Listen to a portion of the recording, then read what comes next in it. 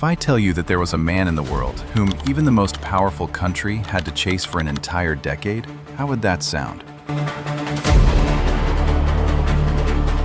Not just 10 years of waiting, but billions of dollars were spent, and thousands of intelligence agents were deployed. And the man they were trying to catch was Osama bin Laden.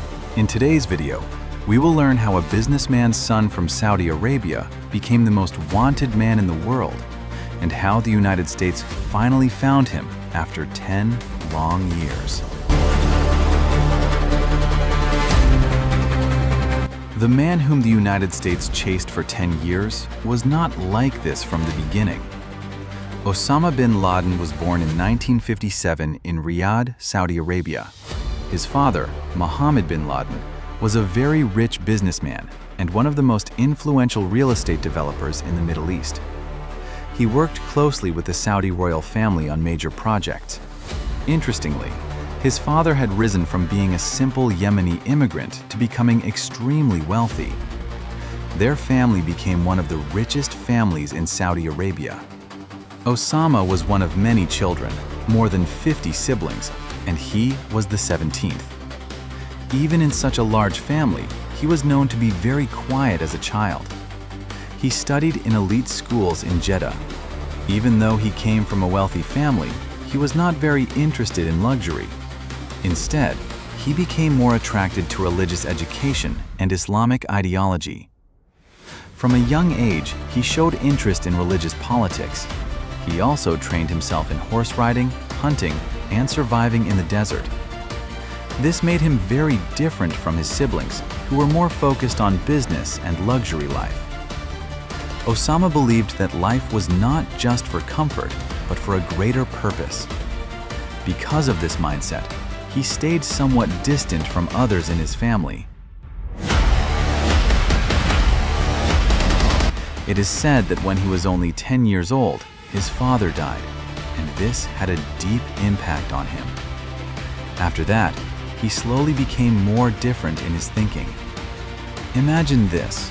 A boy who had everything, money, education, and comfort, yet he chose a completely different path. No one could have imagined that this quiet religious boy would one day become one of the most feared names in the world.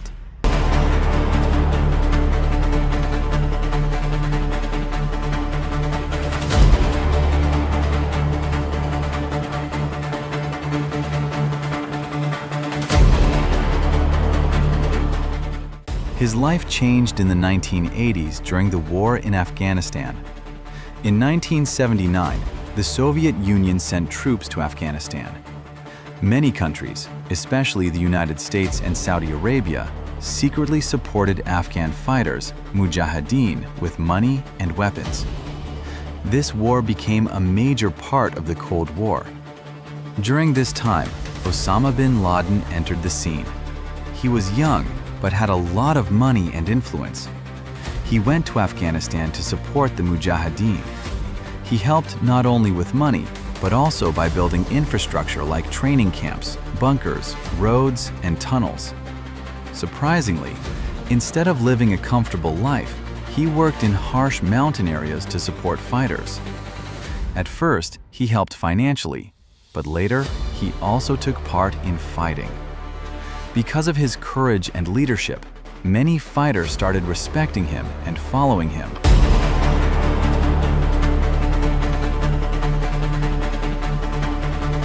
After the Afghan war ended, people thought things would become peaceful again. But the opposite happened. A new organization was formed, Al-Qaeda. In 1988, before Soviet forces fully left Afghanistan, Osama bin Laden and his close associates created this group. It was built on the networks formed during the war.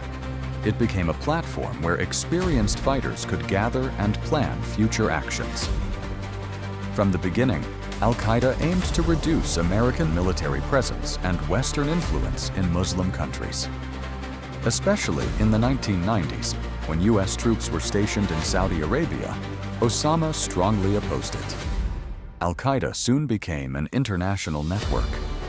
Training camps were set up near the Afghanistan-Pakistan border, where young people from different countries came secretly for training. They learned combat skills, weapons use, and communication techniques. The group also built a global network, spreading influence across Africa, the Middle East, and Europe. Funding often came through business networks and charities, which appeared legitimate on the outside. In 1998, deadly bombings hit U.S. embassies in Kenya and Tanzania. After this, Osama gained global attention. In 2000, the USS Cole, a U.S. warship, was attacked in Yemen. Then came the most devastating attack, September 11, 2001. 4 airplanes were hijacked, and 2 of them hit the World Trade Center. Investigations later revealed that Osama bin Laden was the main planner behind the attacks. After this, President George W. Bush declared the War on Terror. In October 2001, the U.S. invaded Afghanistan. The Taliban government collapsed, but Osama escaped into the mountains of Tora Bora. Then began a long search. The CIA, FBI, and other agencies tried for years but could not find him. In 2007, the CIA found a clue: his courier, Abu Ahmed al-Kuwaiti. By tracking him, in 2010, they discovered a suspicious compound in Abbottabad, Pakistan. Finally, on May 1, 2011, U.S. Navy SEAL Team 6 launched a mission called Operation Neptune Spear. In just 40 minutes, the 10-year search came to an end. Osama bin Laden was killed. Later, President Barack Obama officially announced his death. His body was buried at sea, which later created many controversies. In the end, we can say that a 10-year-long hunt ended in a single night. But even today, many questions and mysteries remain about this story.